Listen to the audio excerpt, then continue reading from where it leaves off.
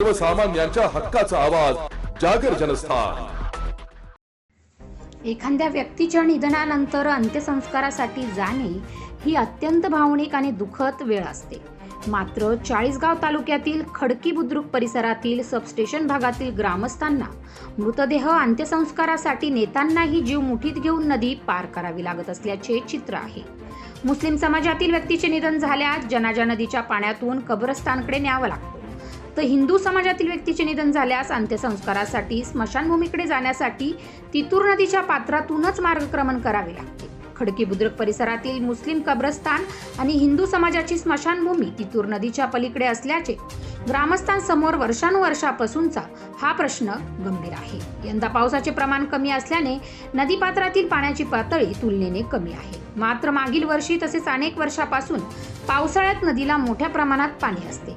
अनेकदा कमरे इतक्या पाण्यातून मृतदेह व जनाजा घेऊन जाण्याची वेळ ग्रामस्थांवर आली आहे। या ठिकाणी पूल उभारण्यात यावा अशी मागणी खडकी ग्रामस्थांकडून अनेक वर्षापासून करण्यात येत आहे। ग्रामपंचायतीकडूनही याबाबत वेळोवेळी पाठपुरावा करण्यात आल्याचे ग्रामस्थांचे म्हणणे आहे। मात्र अद्याप या मागणीला प्रत्यक्ष स्वरूप आलेले नाही। विशेष म्हणजे माजी आमदार साहेबराव घोडे यांच्या या कार्यकाळापासून या पुलाची मागणी करण्यात येत असल्याचे ग्रामस्थ सांगतात। त्यानंतर अनेक आमदार खासदार झाले, मात्र वर्षानुवर्ष हा प्रश्न जैसा थाच राहिला आहे। पावसाळ्यात तितूर नदीला पूर आल्यास परिस्थिती आणखीन गंभीर बनते। अशा वेळी अंत्यसंस्कारासाठी जाणाऱ्या नागरिकांना नदी पार करणे धोकादायक ठरू शकते। एखाद्या कुटुंबावर दुःखाचा डोंगर कोसळलेला असताना अंत्यविधीसाठीही अशी कसरत करावी लागत असल्याने ग्रामस्थांमध्ये तीव्र नाराजी आहे। हिंदू मुस्लिम दोन्ही समाजासाठी अत्यंत महत्त्वाचा असलेला हा पूल केवळ दळणवळणाचा प्रश्न नसून मानवी प्रतिष्ठा आणि सुरक्षतेशी संबंधित प्रश्न आहे।